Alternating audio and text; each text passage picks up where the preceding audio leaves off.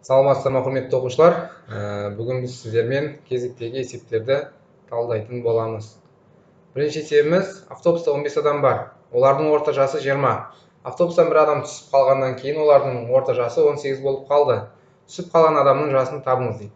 Енді не болған балалар? Бірінші есеп шешуден алдын түсініп алуымыз керек. Басында 18-15 адам болған автобуста. Олардың орта жасы, яғни жастарын қосып 15-ке бөлген кезде 20 шыққан екен.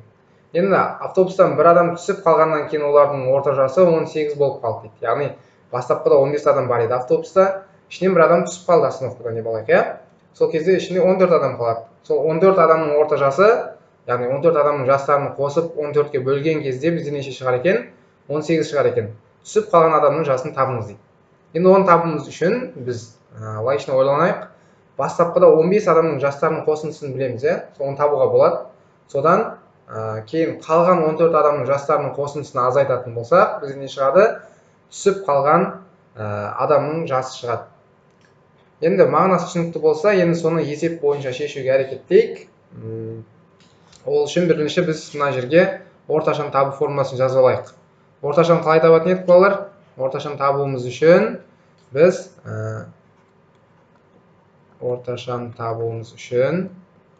общийді бөлетін едік n-ға, яғни барлық жастардың қосындысыны адамдар санына бөлеміз. Енді бізде орташаны табу керек емес, бізге жалпы орташаны общий табуымыз керек. Енді общийны осы жерден табуымыз үшін біз не істеуіміз керек болады? Бөлу болып тұрған n-ді мына бетке көбейтіп өткізіп жібереміз. Сонда ортаны көбейтеміз n-ға, адамдар санына, иә? Енді біз бағана айтқандай бастапқысы общий 1-ді табамыз, сосын общий 2-ні табамыз. Общий 1 дегеніміз 15 адам кезіндегі, общий 2 деген бір адам түсіп қалғаннан кейінгі жағдайды қарастыратын боламыз. Общий 1-іміз тең болады, бізде ортаны көбейтеміз n-ға. Ортамыз бізде бастапқыда 20 болған. Неше адам кезінде? 15 адам кезінде. n-іміз 15-ке тең. 20-ны 15-ке көбейтетін болсақ, 300 шығады. Ал енді тура осылай общий 2-ні табамыз. Общий 2 деген бір адам түсіп қалғаннан кейін деп айттық, иә? Бір адам түсіп қалғаннан кейін олардың орта жасы 18 болған. Бір адам түсіп қалатын болса, автобуста неше адам болады? 14 адам қалады, иә? 18-ді 10-ға көбейтсек 180, 4-ті 18-ге көбейтсек 72 болады, иә? 180-ге 72-ні қоссақ 252 шығады.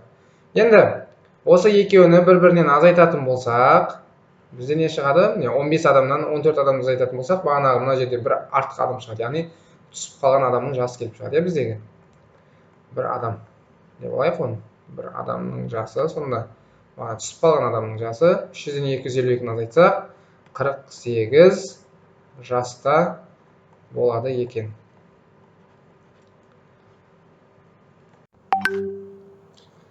Ал енді келесі есепке қарайтын болсақ, бізде концентрациясы 30% 400 грамм су бар дейді. Концентрациясын 12% ету үшін қанша литр таза су құю керек дейді. Енді оны табуымыз үшін істейміз, концентрацияның формуласынан пайдаланатын боламыз. Яғни бочкалар арқылы жасайтын едік, иә? 3 бочка салып аламыз.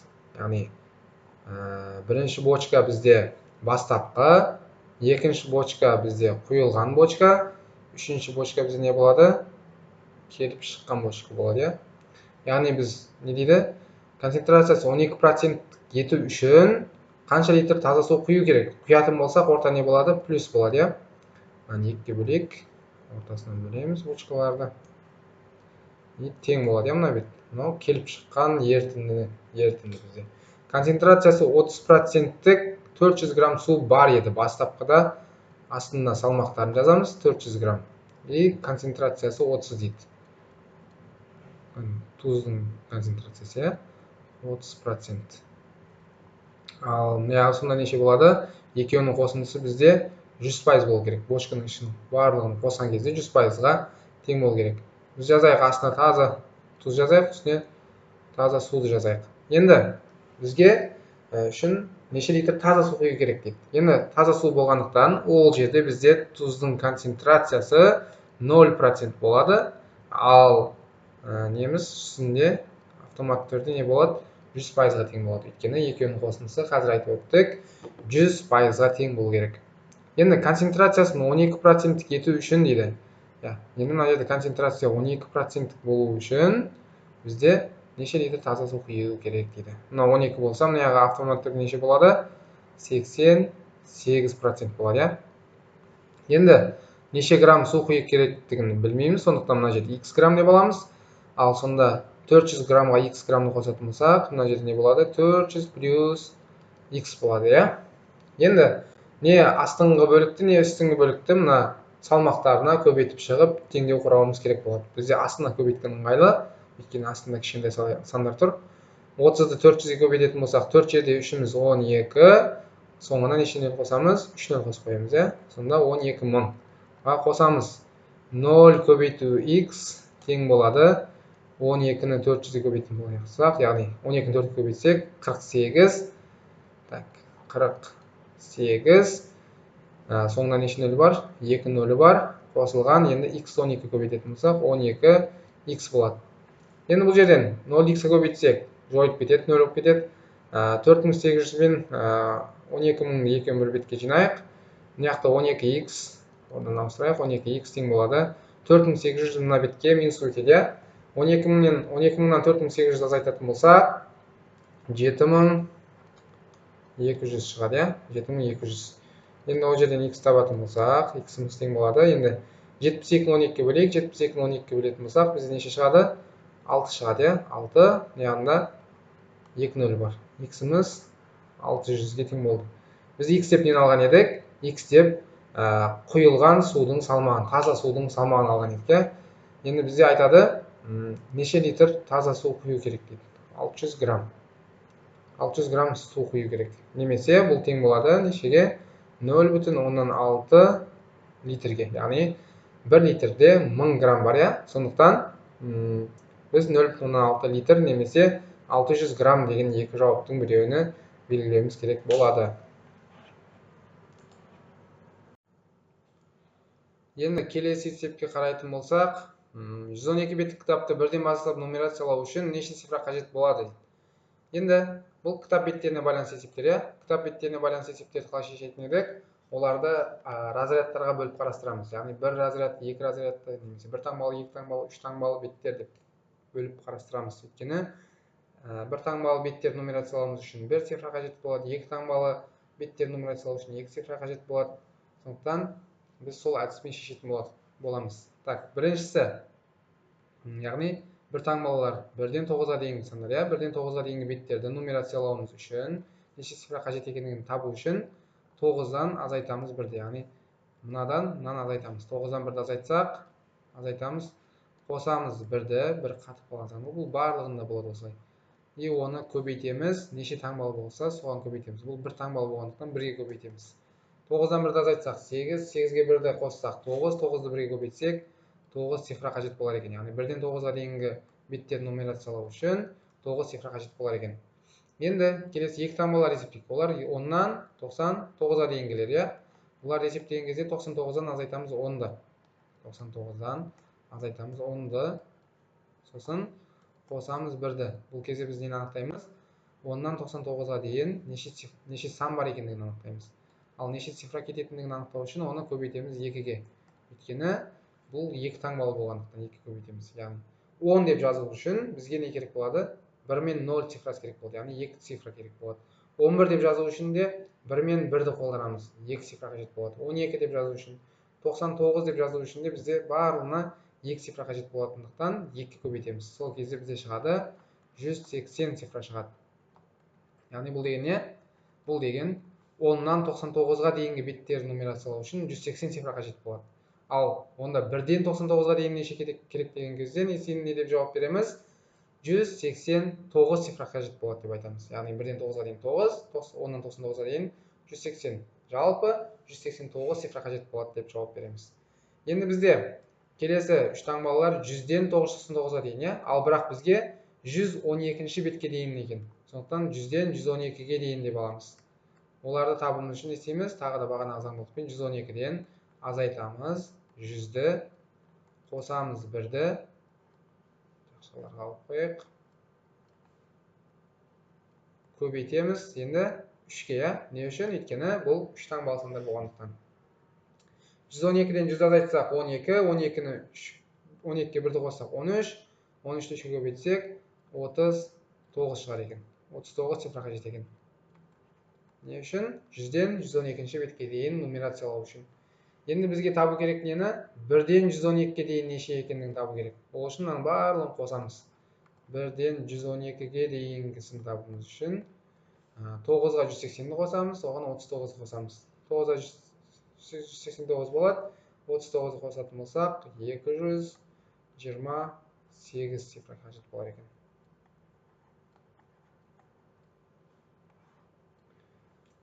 1-ден 112-ші бетке дейін нумерациялау үшін бізге 228 цифра қажет болады екен. Так, енді келесі есепке көшетін болсақ, заңдылықты тауып, x-тің мәнін табыңыз дейді.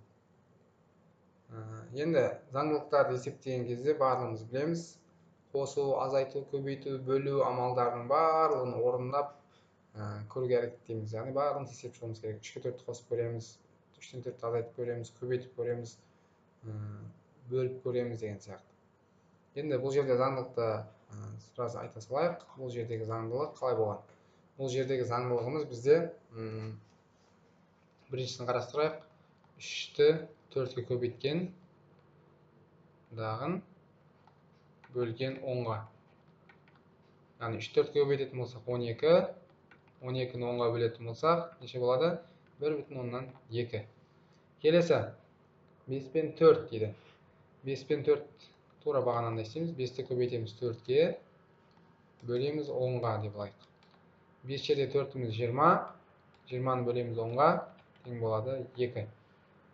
Келесі, енді x-ті көбейтетін болсақ 6-ға, и бөлетін болсақ 10-ға, біз неше шығар екен? 42 шығар екен. Енді x-ті табуымыз үшін, мына жерде x-ті 6-ға көбейтсек 6x болады. Мына бөлу 10 деген мына бетке өткізіп жіберсек, көбейту өтеді. Сонда 42-ні 10-ға көбейтсек 420. Ал бұл жерден x табатын болсақ, 42-нің ішінде 6-да неше бар? 7 рет бар, я? 7 рет бар, и 70. Яғни біздің x-іміз тең болады екен 70-ке.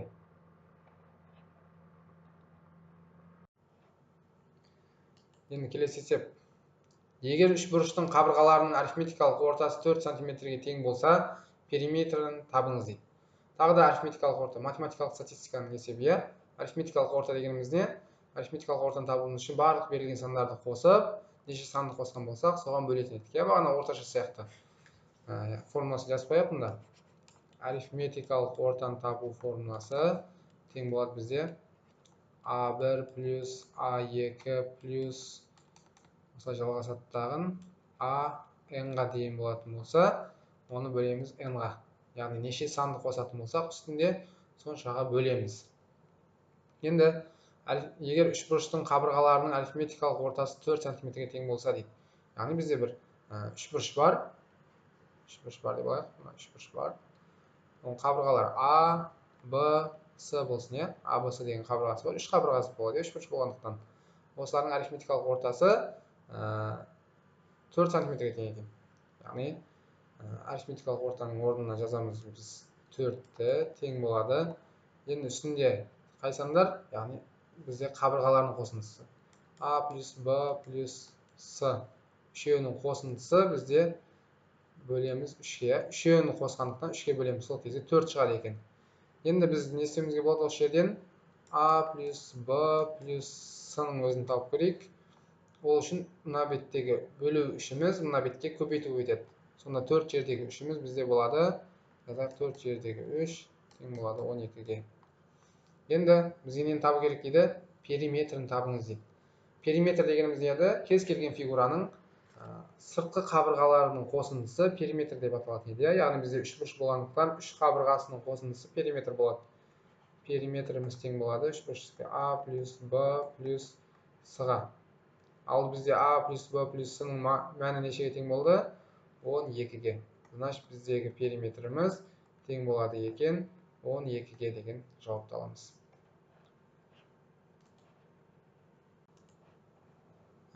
Қабырғаларының ұзындықтары 6, 8, 10 метр болатын қоймаға өлшемдері 2, 2, 2 метр болатын неше қорап сыяды дейді. Енді оны табуымыз үшін біз көлемін білуіміз керек. Қойманың көлемін тауып алуымыз керек бірінші, V1-ді, сосын қораптың көлемін табамыз. Сосын екеуін бір-біріне бөлетін болсақ, неше қорап сыятынын табуымызға болады. Бірінші барлығы мыналары 2 болғандықтан, мына жерде барлығы 2-ге есел сандар, иә. Сондықтан жартылай қалып кететін мәндер жоқ бізде. Біз бұл жерден енді табамыз V-ны табу формуласын жазып қояйық бірінші. Яғни параллелепипедтің көлемін табу формуласы. А көбейту B көбейту С. Яғни енini, ұзындығын, бойын бір-біріне, биіктігін бір-біріне көбейтеміз. Енді олардың размері бізде мына жерге алайық. V қойма деп алайық. Қойманың көлемін табайық. Ол үшін 6-ны көбейтеміз 8-ге, 10-ны көбейтеміз 10-ға. 6 жерде 8-іміз 48, 10-ны 10-ға көбейтсек 480 куб метр болады екен. Сосын V қорапты табайық. Қораптың көлемін табайық. Қораптың көлемі бізде 2, 2, 2 екен. 2-ні көбейтеміз 2, 2-ні көбейтеміз 2-ге. Яғни 2-нің кубы, иә, 2-нің кубы. 2 жерде 2-міз 4, 4-ті 2 көбейтсек 8 метр местен алар екен. Енді неше штук кететіндігін табуымыз үшін, неше қорап сыятынын табуымыз үшін V қойманы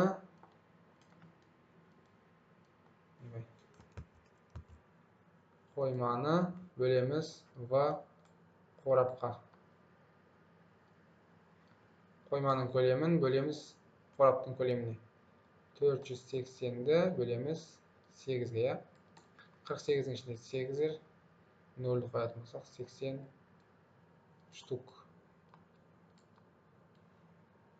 қорап сыяды екен.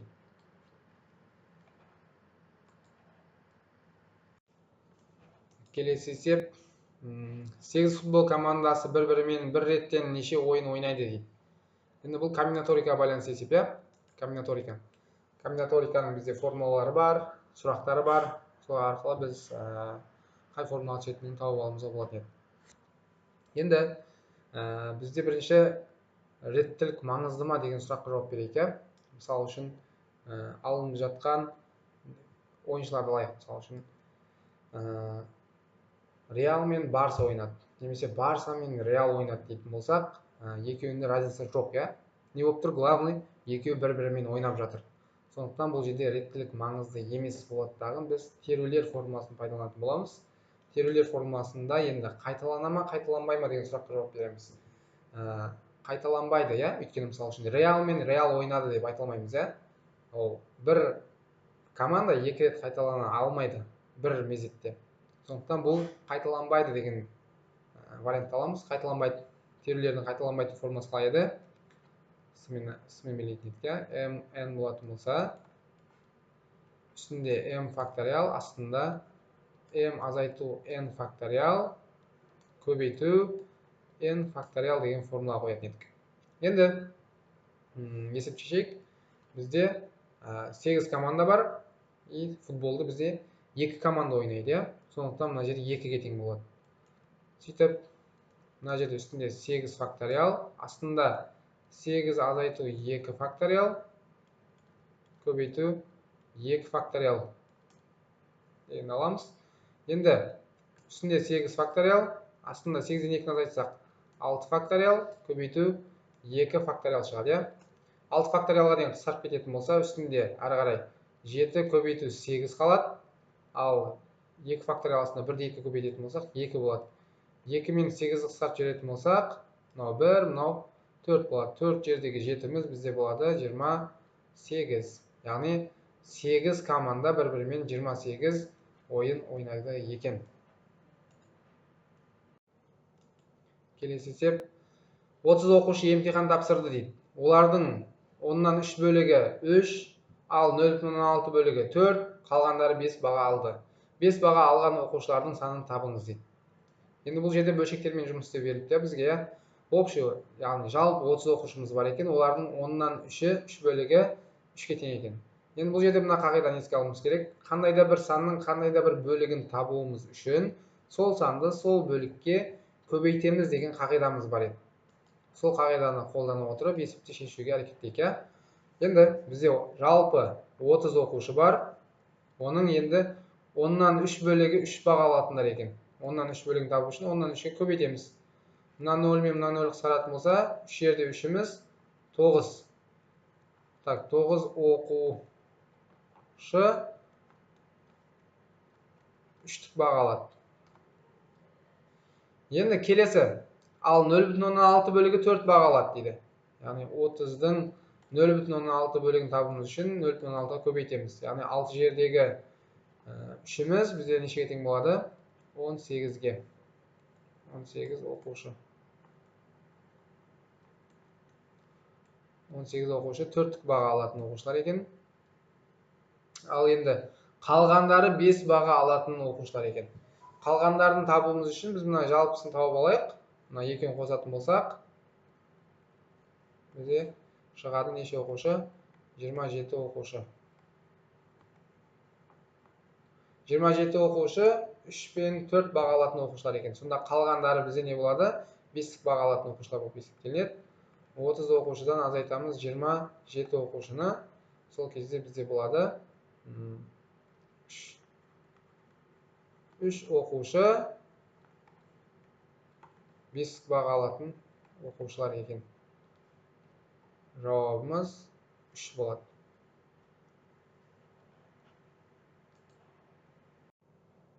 Так, енді келесі есеп. Бүгін дүйсенбі және 45 күннен кейін Саматтың туылған күні екендігі белгілі болса, Саматтың туылған күні аптаның қай күніне тура келетіндігін табыңыз дейді. Енді апта күндері келді. Бізде бір аптада 7 күн бар екендігін ескеруіміз керек. Сол арқылы есепті шешетін боламыз. Яғни бүгін дүйсенбі екен. Дүйсенбі.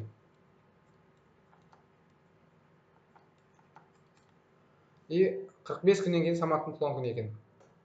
Ол қай күнге тура келетіндігін табуымыз керек. Енді 45 күннің ішінде неше апта бар екендігін тауып алуымыз керек. Яғни қалдықпен жұмыс істейміз. 45-ті бөлеміз 7-ге.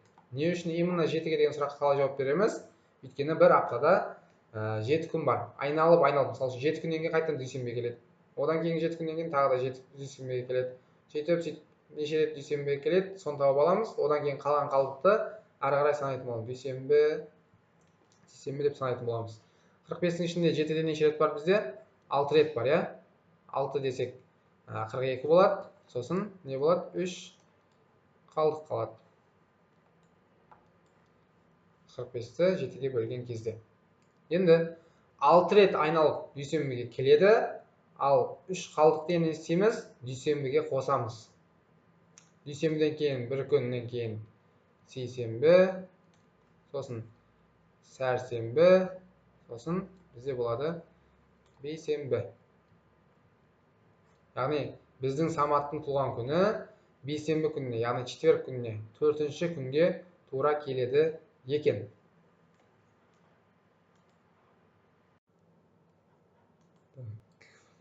Талапкер сөзінің әріптерінің ішінен біреуі кездейсоқ алынды. Алынған әріптің дауысты болу ықтималдылығын табыңыз дейді. Енді бұл ықтималдылыққа байланысты есеп екен, ықтималдылыққа байланысты есеп. Ықтималдылық әріптер деген тақырып, Талапкер деген сөзде неше әріп бар екендігін тауып алуымыз керек. Бірінші біз ықтималдылықтың формасын еске түсірейік. Ықтималдылық табуымыз үшін не істейтін едік? Ықтимал табу үшін қолайлы жағдайды бөлетін едік неге? Барлық жағдайға. Сол кезде бізде ықтималдылық келіп шығады. Енді барлық жағдай деген бізде барлық әріптер саны, қолайлы жағдай деген бізден сұралып жатқан әріптер саны, яғни дауысты әріптер саны. Бізде барлық әріптер саны санайық.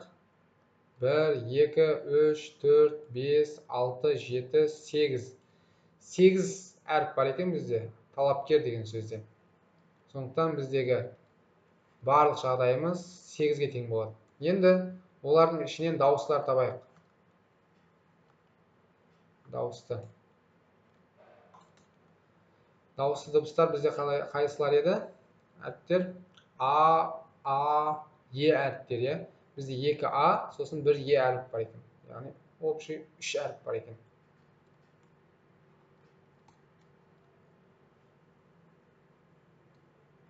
Ықтималдылығымыз бізде 8-ден 3 болар екен. Бұлар қысқармайды, иә. Қысқармайтын болғандықтан осы күйінде жауап болып қалады. 8-ден 3 дұрыс жауап болады. Келесі есеп. Алматы мен Астана қалаларының аралығы 300 км. Автобус Алматыға қарай 60 км/сағат жылдамдықпен жүріп шығып кетті. 1 сағаттан кейін артынан 80 км/сағат жылдамдықпен жеңіл машина шықты. Қуып жету үшін басып өткен жолды табыңыз дейді. Оны табуымыз үшін біз бірінші болып не білуіміз керек? Жолдың формасын білуіміз керек. Басып өтілген жолды табуымыз үшін жылдамдықты көбейтеміз, уақытқа деген формуладан пайдаланамыз. Енді автобус Алматыға қарай 60 км/сағат жылдамдықпен дейді. Так, мына жерге қалалар салып алайық. Мына жерде Астана тұр. Мына бетінде келетін болса Алматы тұр деп алайық.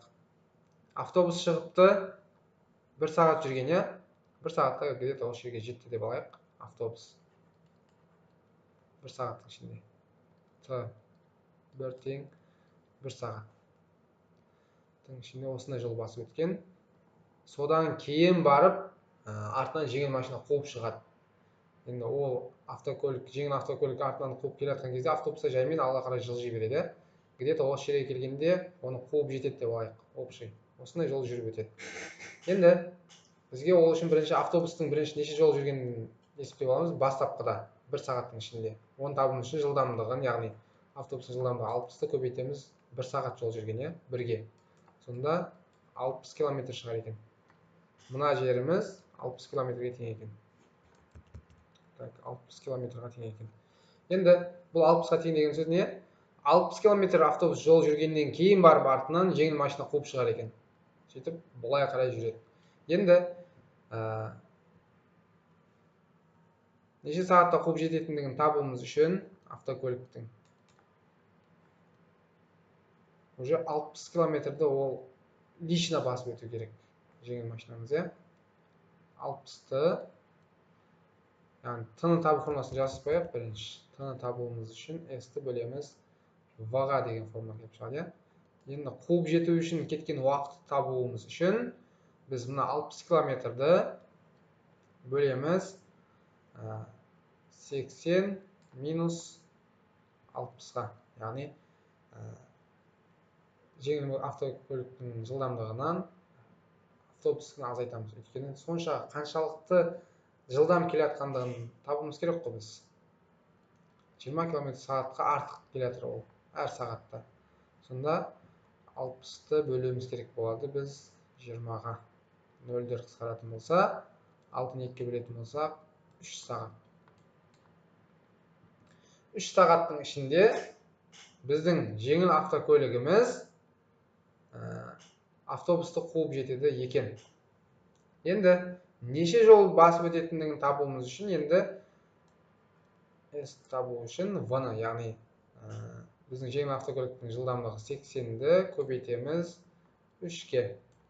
Көбейтетін болсақ 240 км басып өткен кезде автобусты қуып жетеді екен. Сенбесек тексеріп көруімізге болады. Ал бізде сол уақытта автобусымыз неше сағат уақыт жүрген болады? 1 сағат алдын шығып кеткен үшін біздің жеңіл автокөлік 3 сағат жүрген болса, ол 4 сағат жүрген болады. Енді автобустың жылдамдығын табуға әрекет етіп көрейік. Жүріп өткен жолын. Оның жылдамдығы 60, енді анадан 1 сағат алды шыққандықтан 4 сағат жүрген болады. 64-ке көбейтетін болсақ, тағы да бізде 240 км шығады екен. Значит, біздің тапқан жауабымыз дұрыс. Енді келесі есепке қарайтын болсақ, өкінішке орай дейміз ба, қуанышқа орай дейміз ба, бізде келесі есеп жоқ екен. Назарларыңызға рахмет. Сәттілік.